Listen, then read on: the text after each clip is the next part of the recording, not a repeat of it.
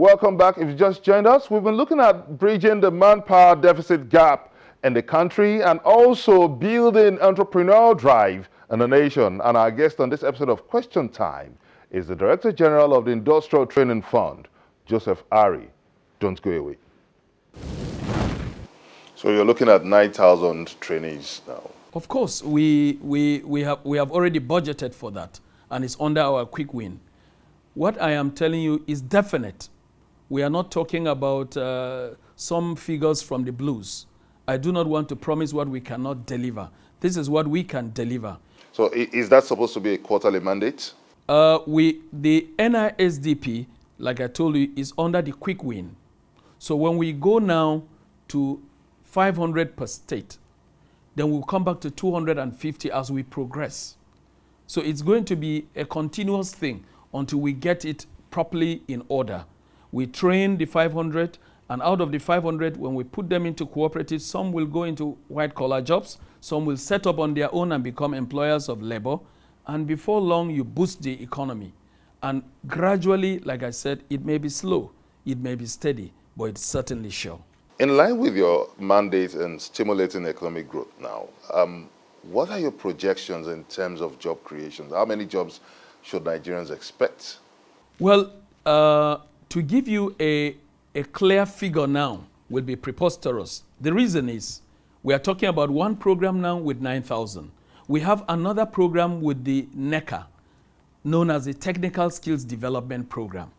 And under the TSDP, we work together with the private sector going into the industries, discussing with private owners like truck masters and train individuals for the industries. And we also bring those who are the industrialists and the industry experts and owners and train people for the industries. And they are readily available. That again is a number. Then we have what is known as the graduate upskilling. The graduate upskilling program is to address that disconnect between graduates who come out and are found unemployable. That even during the period of their National Youth Service Corps, we are into talking terms with the NYSC leadership so that within the period of their national service, we're able to impart skills into them. And instead of staying idle, a lot of them roam the streets or go into offices, not coming out well experienced in hands-on matters. So we are saying that we can upskill their knowledge and put skills into them. Now, you are driving this tall mandate of honing the skills of young Nigerians now, and against the odd reality of infrastructural deficits. Now, the skilled person now goes into the society to contend with a society that grapples with lack of power, bad roads. So how is that trainee expected to succeed in that kind of environment?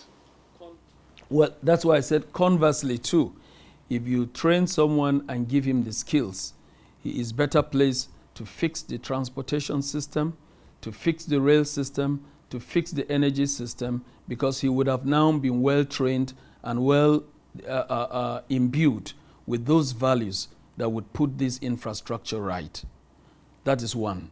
Number two is that this is a country that government has provided the enabling environment. Every one of us must put his or her hands on deck. It is a common plow, and we don't need to look back. A recession is not necessarily a period where we give in. Rather, it should be a period where we think outside the box, where we come out as a people together and face squarely our common identity and move on in the belief that Nigerians, we have a strong spirit, the spirit of we can do it. And I know that we can do it because there is hardly any state in this country that does not have an endowment, a natural God-given endowment. And all we need to do is to harness those endowments. Let's look at the trainer. We've dwelt so much on the trainee now. Let's look at the trainer, the Industrial Training Fund. How equipped is the ITF in terms of training, quality training, impacting quality training on Nigerians? If wishes were horses, I would say that the facilities the ITF has today should have been improved and increased.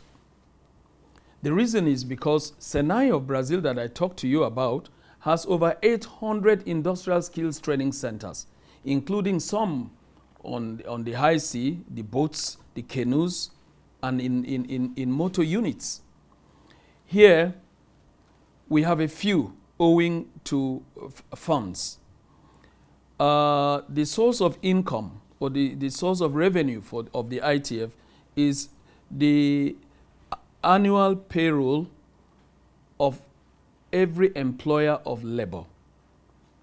The annual payroll, the 1% that is contributed to the ITF coffers. That's what we use for our operations.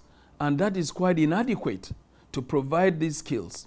Nevertheless, we have some of the facilities, Industrial Skills Training Center, I mentioned to you, the Model Skills Training Center. We also got 3 mobile units.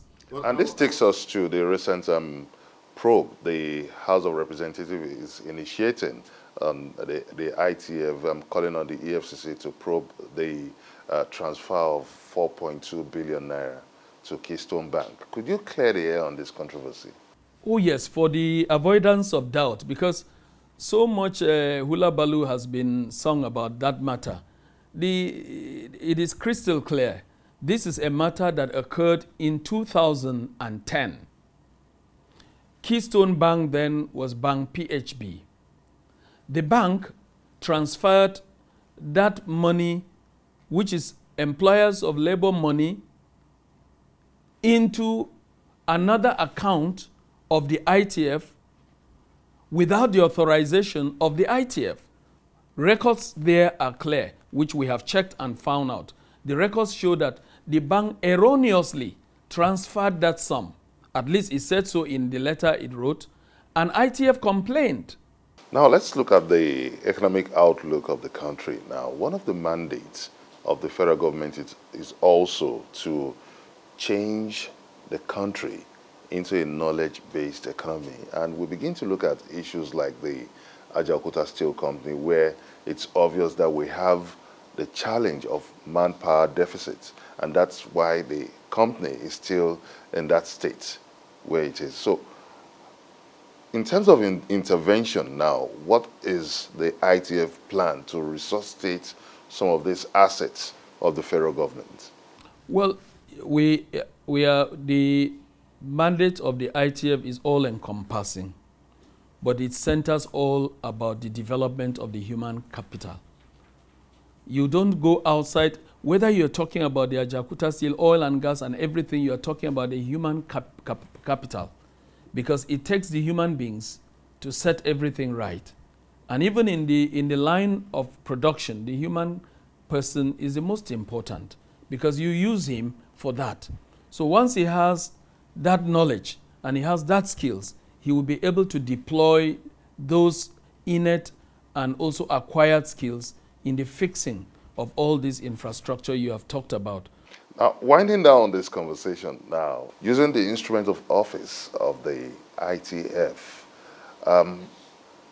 what's your vision for the Nigerian economy for the year 2017? I am very hopeful. I am very optimistic that with the present posture of government, with the poise also of the ITF, working together, working harmoniously, working in tandem with all sectors of the economy, both private and public, and with the resilience of the Nigerian person, Nigeria will get out of the economic woods, and we would bounce back as a nation under the sun that is seen, envied by the rest of the world. Director General, Industrial Training Fund, Mr. Joseph Ari, thank you so much for making our time to be part of this episode of Question Time. Thank you very much indeed. Gwenda, thanks for having me.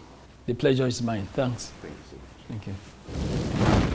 And that's it on this episode of Question Time. You may also send us your comments on our various social media platforms showing on your screen. Join us next week on another exciting episode of the show on Channels Television. Many thanks for watching. I'm Benga Ashiru. Bye for now.